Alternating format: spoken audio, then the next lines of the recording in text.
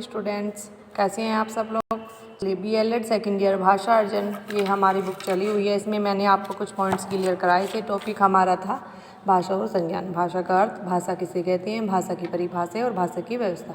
यहाँ तक हमारा नेक्स्ट पिछली वीडियो में हो चुका था, लेकिन अब हम करेंगे इसमें भाषा की प्रकृति। तो चलिए, नेचर ऑफ द लैंग्वेज। तो इसमें हमारे कुछ पॉइंट्स बने हुए हैं जो मैं आप लोगों को समझाऊंगी। जैसे इसमें 5 पॉइंट्स दिए हुए हैं, ये देखिए, लेकिन इसमें मैंने कुछ और अलग से निकाल के पॉइंट्स अपने आप से इंक्लूड किए हुए हैं, जो मैं आपको इस वीडियो में बताऊँ। देखिए, जैसे ये है हमारे, देखिए, जैसे हमारा फर्स्ट पॉइंट है भाषा में विचार का अटूट संबंध है। बिल्कुल सही बात है भाई, भाषा और विचार का अटूट संबंध होता है, क्योंकि विचार के बिना भाषा का कोई मूल्य नहीं होता है। जैसे मैं आपको एक एग्जांपल देना चाहूँगी, जैसे पशु पक्षी जो हमारे जीव होते हैं, ये लैंग्वेज तो इनकी भी होती है, आप आपस में बात करते हैं, ऐसा नहीं है, लेकिन क्या हुआ, उनके विचार नहीं है, इसलिए उनकी भाषा का कोई मूल्य नहीं है। ठीक है। अब हमारा नेक्स्ट पॉइंट जो चलता है, भाषा अभिव्यक्ति का एक सांकेतिक साधन है। भाषा अभिव्यक्ति का एक सांकेतिक साधन है। पिछली वीडियो में मैंने आपको बताया था कि भाषा कितने प्रकार की होती है। भाषा 3 प्रकार की होती है, मौखिक, लिखित और सांकेतिक। सांकेतिक इसीलिए, जैसे भाषा अभिव्यक्ति का एक साधन है बोलकर, दूसरा साधन है लिखकर, और तीसरा साधन हमारा सांकेत। संकेत के द्वारा भी हम भाषा को अभिव्यक्त कर सकते हैं। ठीक है।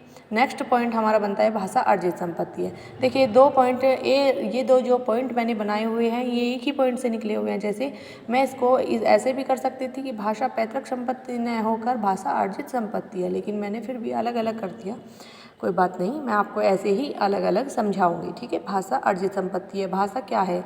भाषा हमारी अर्जित संपत्ति है। भाषा का वंशानुक्रम से कोई संबंध ही नहीं होता। बालक प्रारंभ से ही वातावरण से सीखने का प्रयत्न करता रहता है, लेकिन क्या हुआ, जब वह लोगों के बीच रहता है, मतलब अपने माँ से कुछ सीखता है, दादी से अलग बात लैंग्वेज सीखता है, बाबा से अलग लैंग्वेज सीखता है, जितने भी घर में प्राणी होते हैं सभी से वह अलग तरह से भाषा अर्जित करता है। ठीक है। अब नेक्स्ट पॉइंट हमारा चलता है भाषा पैतृक संपत्ति नहीं है। भाषा पैतृक संपत्ति नहीं है, ये बिल्कुल सही बात है। भाषा पैतृक संपत्ति नहीं। पैतृक संपत्ति क्या होती है? जो हमें हमारे पूर्वजों से मिली हुई होती है। जैसे हमारे बाबा की जो संपत्ति है वो हमारे पिताजी को मिलेगी, पिताजी की संपत्ति हमें मिलेगी, इस तरीके से। लेकिन भाषा का ऐसा कुछ नहीं है कि हमारे बाप दादा ऐसे थे, उनकी लैंग्वेज थी। लैंग्वेज क्या है? लैंग्वेज हमारी पैतृक संपत्ति नहीं होती, हमें अर्जित करनी पड़ती है। कैसे? अनुकरण के माध्यम से भी कर सकते हैं। इसे हम देख करके, जैसे हमारे घर का माहौल, इन्वायरमेंट होगा, ऐसी ही हमारी लैंग्वेज होगी। ठीक है। तो क्या हुआ, भाषा पैतृक संपत्ति नहीं।